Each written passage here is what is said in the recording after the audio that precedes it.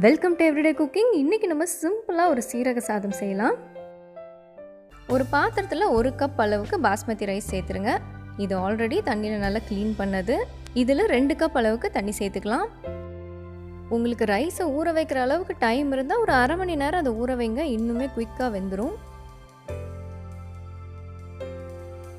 இது இப்போ கொதிக்க ஆரம்பிச்சிருச்சு. தேவையான அளவு உப்பு சேர்த்துக்கலாம். இதோட ஒரு அரை ஸ்பூன் அளவுக்கு எண்ணெயும் சேர்த்துக்கலாம். எண்ணெய் விட்டிங்கன்னா ஒன்றோட ஒன்று அரிசி ஒட்டாமல் வரும்.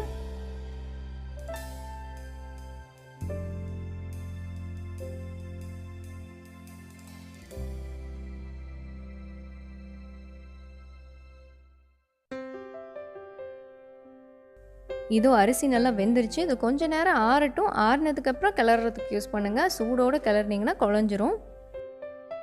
அடுத்ததாக பாத்திரத்தில் 1 ஸ்பூன் அளவுக்கு நெய் விட்டுக்கலாம். இதில் 1 ஸ்பூன் சீரகம் சேர்த்துக்கோங்க. இதோட ஒரு 2 இல்லைன்னா 3 பச்சை மிளகாய் உங்கள் காரத்துக்கு தகுந்த மாதிரி சேர்த்து ஒரு நிமிஷம் வதக்கிக்கோங்க. இதில் ஒரு 1/4 கப் அளவுக்கு வேக வச்ச பச்சை பட்டாணி சேர்த்துக்கலாம். இதை ஒரு 2 நிமிஷம் வதக்கிட்டு சாதத்தையும் சேர்த்துருங்க. கொஞ்சமாக நறுக்கின கொத்தமல்லி இலை சேர்த்து மெதுவாக கிளற ஆரம்பிங்க.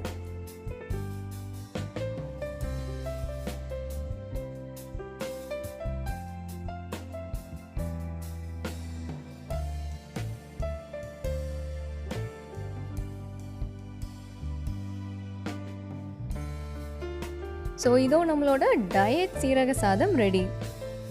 வேறொரு இன்ட்ரெஸ்டிங்கான ரெசிபியோடு உங்களை சந்திக்கிறோம். மறக்காமல் எங்கள் சேனலுக்கு சப்ஸ்கிரைப் பண்ணுங்கள்.